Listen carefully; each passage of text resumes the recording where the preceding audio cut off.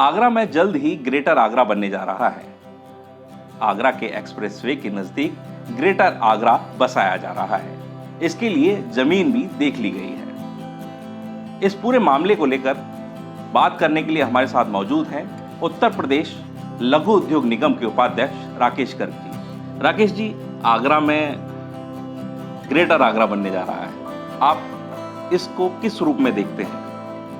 निश्चित तौर पर ग्रेटर आगरा की जो पहल आगरा विकास प्राधिकरण द्वारा की जा रही है, ये बहुत प्रशंसनीय है, क्योंकि काफ़ी लंबे समय से अगर हम देखें 2000 के बाद कोई भी आवासीय बड़ा प्रोजेक्ट आगरा में नहीं आया है। और जैसे पहले अगर हम देखें तो नदियों के सहारे शहर बसा करते थे और अब बड़ी बड़ी सड़कें और अप्रोच रोड के सहारे बसते हैं। तो जो भूमि का चयन आगरा विकास प्राधिकरण द्वारा किया गया है वो बहुत अच्छा है।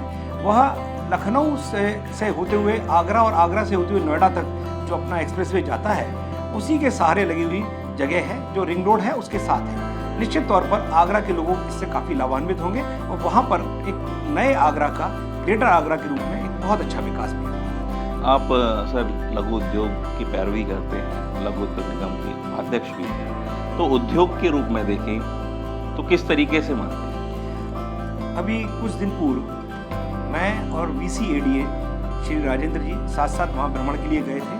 उन्होंने कहा था कि एक हम जगह बना रहे हैं, आप जरा उसका देखेंगे और हमें कुछ सलाह देंगे तो अच्छा रहेगा।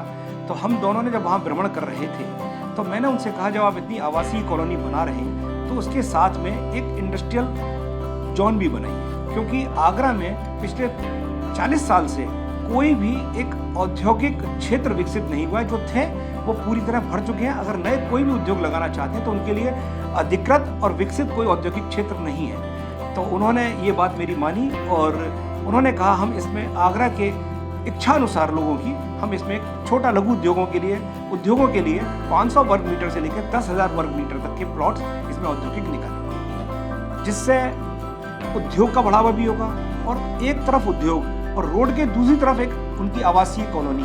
निश्चित तौर पर दोनों एक दूसरे के पूरक होंगे। और अगर हम देखें जापान में भी ऐसा ही होता है, रोड के एक साइड वो लोग अपनी कॉलोनियाँ बनाते हैं और एक साइड इंडस्ट्रीज, तो दोनों पास पास होते हैं, पूरक होते हैं, उससे विकास और अच्छा होता है। तो निश्चित तौर पर ये आगरा के लिए एक वरदान सिद्ध हो। जिस तरीके से उद्योग की बात की जाए तो वहाँ उद्योग भी लग जाएंगे, तो ऐसे में मानते हैं कि रोजगार भी बढ़ेगा इससे? हाँ, निश्चित तौर पर देखिए, प्रत्येक उद्योग एक रोजगार लाता है। क्योंकि हम ये देखें कि यहाँ जिस तरह के उद्योग आएंगे जो रोजगार तो देंगे ही देंगे निश्चित तौर पर। और हम जो लघु उद्योगों की बात करें तो जो इंडस्ट्रीज अभी शहर के कोने कोने में अंदर चल रही हैं वो खुल करके बड़ा काम करना चाहती हैं। जैसे ब्रश का उद्योग है आगरा में, उसकी 400 इकाइयाँ हैं। और आपको ये जान के खुशी होगी, पूरे देश में टॉयलेट ब्रश, बाथरूम ब्रश वो आगरा से मुख्य सप्लाई है। लेकिन उनको प्रॉपर स्थान न मिलने के कारण से वो अपना विस्तार और अधिक नहीं कर पा रहे, जिसकी बहुत बड़ी गुंजाइश है। एक वह क्षेत्र है, मेडिकल फील्ड का क्षेत्र है, पैकेजिंग वाले बहुत तेजी से आगे आ रहे हैं। प्लास्टिक वालों से कल वार्ता हुई थी, वो भी बहुत चाहते हैं हमें प्लॉट मिल जाए। वो 1000 मीटर से लेकर 10,000 मीटर तक की वो भी इच्छा जाहिर कर रहे हैं, क्योंकि अप्रूव्ड प्लॉट के अंदर आपको बिजली का कनेक्शन, आपको पॉल्यूशन की NOC और बैंक से लोन, ये तीनों चीज़ें सुविधापूर्वक मिल जाती हैं। और ये निश्चित तौर पर जब आदमी कोई नया उद्योग लगाता है तो इन सब चीज़ों को चाहता है जितनी जल्दी मिले, उद्योग को चालू करें तो ये सब सारी सुविधाएं वहाँ हो सकती हैं। तो उद्योग जल्दी भी चलेंगे और आगे भी बढ़ेंगे। सर, कई बार बात हुई है ग्रेटर आगरा और तमाम योजनाओं की, आवासीय योजनाओं के लिए, लेकिन ज़मीनी स्तर पर नहीं आ सकी है। एक बड़ा कारण TTZ और NGT तमाम ऐसे हैं जो कहीं ना कहीं उद्योगों को यहाँ से पलायन करना पड़ा है लोगों को। तो ऐसे स्थिति में किस तरीके से बसाने की योजना है? बहुत अच्छा आपने पूछा जी। इसके देखिए, इसको 2 भागों में बांटते हैं। पहला उद्योग, क्या नाम है, आवासीय, और जो भूमि आपने कहा वो, और दूसरा उद्योग।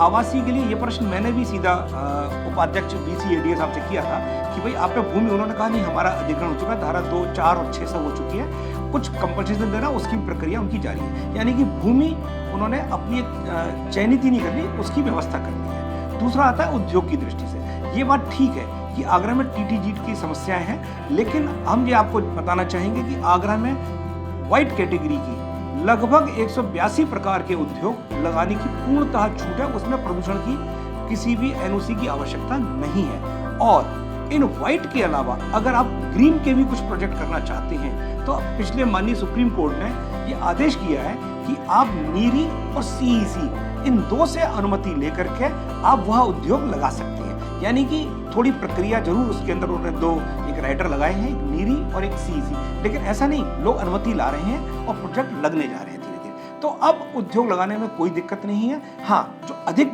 प्रदूषणकारी उद्योग है तो वो पहले भी मान्य नहीं थे और अभी भी नहीं। मानते हैं कि जिस तरीके से ग्रेटर नोएडा है वैसे ग्रेटर आगरा भी होगा एक समय?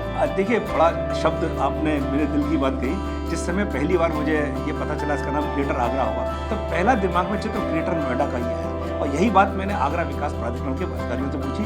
मैंने जो शब्द रखा है यह सार्थक होना चाहिए, बल्कि और उससे 21 सुंदर हो। जैसे हमारे आगरा के अंदर ताजमहल या अन्य इमारतों के लिए पूरे विश्व में जाना जाता है उसकी सुंदरता के लिए, तो ग्रेटर आगरा भी आपका उसी सुंदरता के लिए जाना जाए, ऐसे मैंने अपेक्षा, मुझे विश्वास है ऐसा ही हो।